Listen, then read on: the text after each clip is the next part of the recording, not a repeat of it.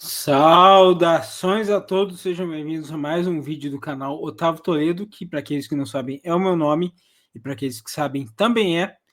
Agora nós vamos reagir a um vídeo do Marcel do Hoje no Mundo Militar, em que ele vai falar a respeito da cúpula que vai acontecer entre o Putin e o Trump, no Alasca. Vamos ver o que vai sair dessa presepada toda.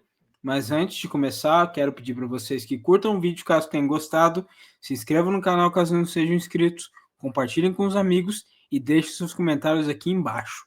Isso é sempre muito importante. E agora, sem mais delongas, vamos começar com o Caros Amigos. Caros amigos, bem-vindos a mais um episódio de Hoje no Mundo Militar. Neste vídeo falaremos sobre o encontro entre Trump e Putin agendado para a próxima sexta, 15 de agosto, no Alasca, e sobre a extensa lista de pedidos que Putin apresentará ao presidente americano. Descubra o próximo nível da aventura com a bota Hiker Pro Databero, que já está sendo tratado como histórico. Mas, antes mesmo das portas da sala de negociações se abrirem, o clima na Ucrânia e na Europa é de incerteza e preocupação. Com relação a Trump, a sua posição é, no mínimo, ambígua.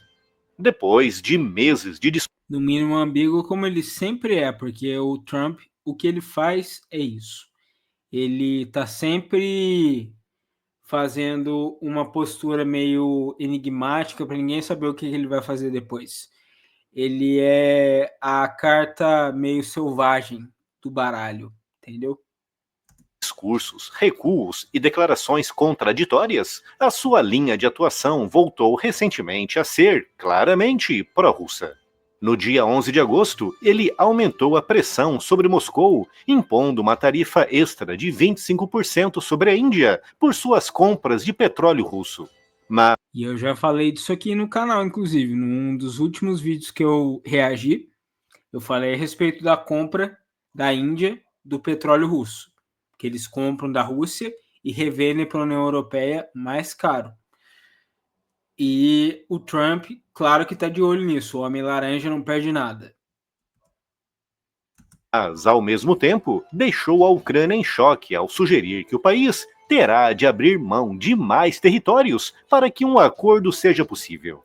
E antes disso, em 9 de agosto, após muitos dias ameaçando impor o que chamou de sanções devastadoras contra a Rússia, Trump surpreendeu ao mudar radicalmente de discurso, adotando uma postura muito mais amistosa com Putin e anunciando o tal encontro no Alasca. Essa postura vacilante é agravada por um problema interno. 2 enviados da Casa Branca estão conduzindo esforços diplomáticos separados, com Steve Witkoff, um vendedor de imóveis, amigo pessoal de Trump e um declarado admirador de Putin. E essa que é a parada que eu acho mais zoada a respeito do governo dos Estados Unidos. Qualquer um entra na alta cúpula. Qualquer um. Dentro do governo da China, por exemplo, primeiro você tem que ser uma pessoa de carreira distinta para poder entrar no partido. E só gente do partido que entra para a alta administração. Depois você tem que provar que você é uma pessoa distinta. Provar que você é uma pessoa de alta capacidade. E depois você vai galgando os degraus até chegar na alta cúpula do partido. Agora nos Estados Unidos não. Nos Estados Unidos qualquer idiota que é amigo do rei, aí vira ministro, vira secretário, vira adjunto. Isso eu acho perdão da palavra, eu acho uma merda. E o general Kellogg, muito mais pragmático e mais orientado para os aspectos estratégicos da guerra, com essa dualidade, criando um cenário de confusão na política externa americana. Na Europa, o receio e a incerteza são grandes, com o fato de Volodymyr Zelensky não ter sido convidado para participar diretamente das negociações. O Zelensky não foi convidado porque ele é um capacho, só para deixar claro. No Alasca, sendo visto como um sinal alarmante, com muitos líderes temendo que Trump repita acordos precipitados do passado, cedendo em pontos críticos apenas para anunciar uma vitória diplomática. Para Putin, o simples fato de estar nesse encontro já é uma grande conquista. Basicamente, é o reconhecimento simbólico de que a Rússia ainda joga no tabuleiro das grandes potências. Putin vê o conflito na Ucrânia como uma guerra por procuração contra o Ocidente e sonha com um cenário parecido ao de Yalta no fim da Segunda Guerra Mundial, quando o mundo foi dividido em esferas de influência entre o Ocidente e a União Soviética, com o sonho de Putin sendo o de ver Trump abrindo mão da influência americana sobre a Europa para se concentrar no Pacífico e Oriente Médio. Ele não precisa abrir mão de merda nenhuma, para falar a verdade, porque o Putin já impôs a sua vontade, já impôs a sua influência sobre a questão do leste europeu, especialmente da Ucrânia. Então ele não tem que abrir mão de nada. A coisa já está consolidada. O que abriria o caminho para a Rússia pressionar livremente o leste europeu, visando restabelecer as zonas de influência do Império Russo na região. Um velho desejo que Putin expressou por diversas vezes em pronunciamentos recentes.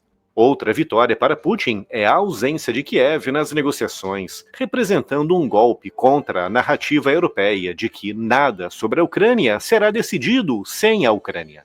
A lista de exigências que Putin apresentará no Alasca é muito extensa, começando por um ponto que o próprio presidente americano, inclusive, já deu como certo, que é a garantia de não entrada ucraniana na OTAN.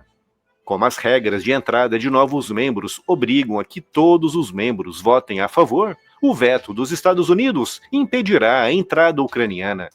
Na verdade, o veto dos Estados Unidos já barra qualquer país de entrar na OTAN, porque a gente sabe que o que importa mesmo é o veto dos Estados Unidos, o veto ou o aceite.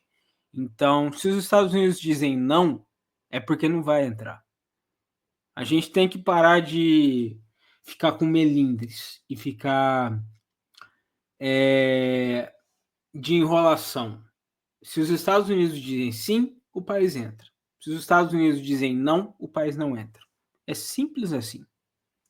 Mesmo que todos os demais membros apoiem a ideia. Mas o líder russo também apresentará outros pontos, como o reconhecimento de fato dos territórios já ocupados, limitação da capacidade militar ucraniana, restrição no fornecimento de armas ocidentais e até a realização de eleições sob novas regras. Putin também pode buscar obter de Trump os territórios ucranianos em Donetsk que os exércitos russos ainda não ocuparam. E, em troca, analistas dizem que Putin poderia oferecer a retirada de tropas russas de Sumy e de Kharkiv. Ou seja, Putin pretenderia ganhar cerca de 5.000 quilômetros quadrados, oferecendo, em troca, menos de 1.000 quilômetros quadrados. Analistas também dizem que Putin tentará negociar o alívio de sanções e a devolução, ou pelo menos o desbloqueio parcial, dos 300 bilhões de dólares de ativos russos congelados na Europa. Entre a elite russa, alguns acreditam em um desfecho pragmático que encerre uma guerra já considerada desastrosa para os seus interesses, com o local escolhido para o encontro, o Alasca, território que foi parte do Império Russo até 1867, sendo visto como desastrosa o caramba. Eu tenho que moderar os comentários do Marcelo aqui, porque ele é bem parcial. Desastrosa é o caramba. Os russos já conseguiram tudo que eles queriam nessa guerra. Eles conseguiram quase tudo que eles queriam nessa guerra, então agora é o momento ideal para eles encerrarem as hostilidades. Como um gesto simbólico de cordialidade por parte de Trump.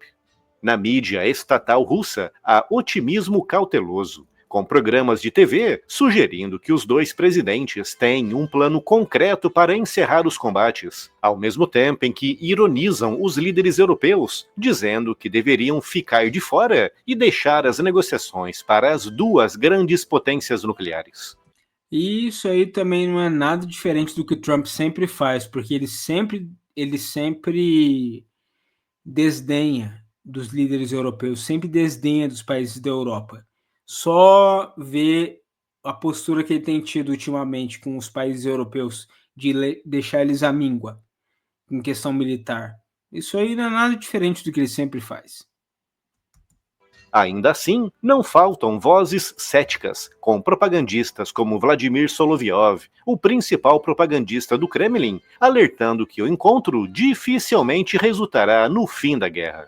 Do lado europeu, a preocupação é de que Trump possa fechar um acordo desfavorável e depois reduzir ou até cortar o apoio militar e de inteligência à Ucrânia, com muitos temendo que Trump e Putin acertem um acordo que será apresentado para a Ucrânia e a Europa como pegar ou largar, sem espaço para ajustes ou negociações.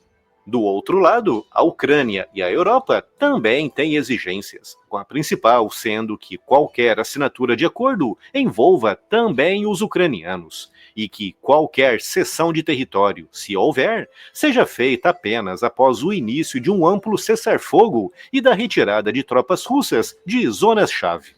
Outra exigência ucraniana é que, mesmo sem a entrada imediata na OTAN, Kiev precisará de garantias de segurança que impeçam novas ofensivas russas.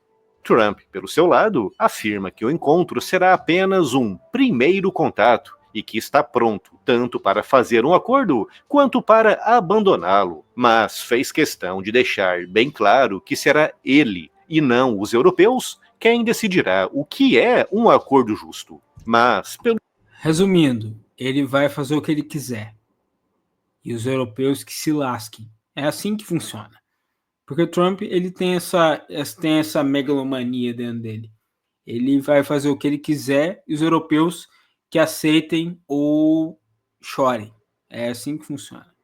Nos recentes comentários e posicionamentos de Trump, criticando novamente Zelensky por ter, segundo ele, ido para a guerra, o conceito de acordo justo para o presidente americano poderá ser muito mais vantajoso para Putin do que para Zelensky.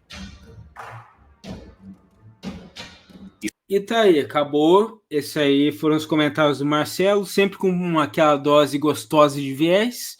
Eu quero saber o que vocês acharam dos comentários dele e dos meus. Escreva aqui embaixo nos comentários, não esqueçam de curtir o vídeo se gostaram dele, se inscrever no canal e compartilhar com os amigos.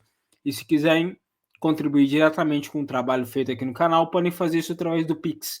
O QR Code e a chave estão no canto inferior direito da sua tela agora. Um grande abraço a todos, agradeço por terem assistido e verei a todos no próximo vídeo do canal. Valeu!